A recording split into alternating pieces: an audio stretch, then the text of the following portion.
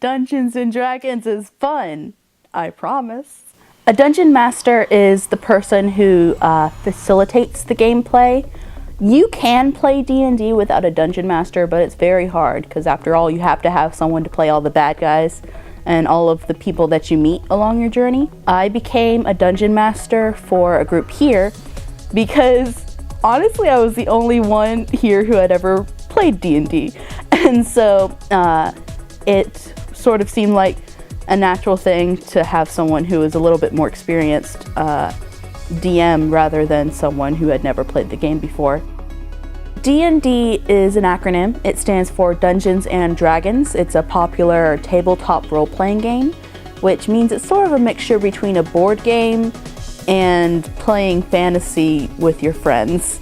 Basically, you make a character, and through a series of dice rolls and encounters, fighting, stuff like that, you forge a story with your friends about your character and their characters and how they came to be adventurers.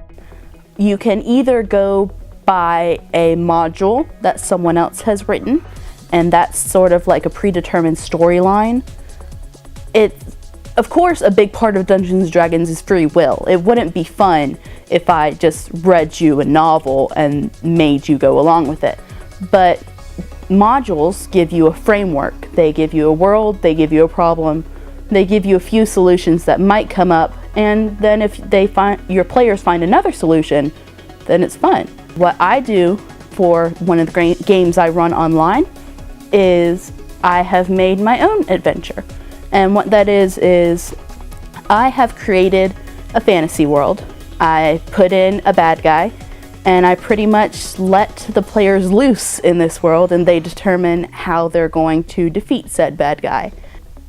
It's important to me because you get to socialize, but you also get to have a creative outlet. You learn a lot of teamwork skills, team exercises.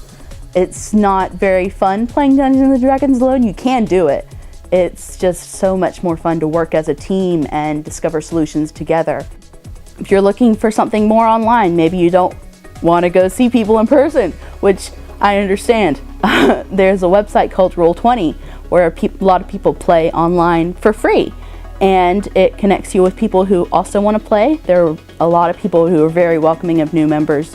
But I think the most important thing is if you want to play D&D for the first time, be open.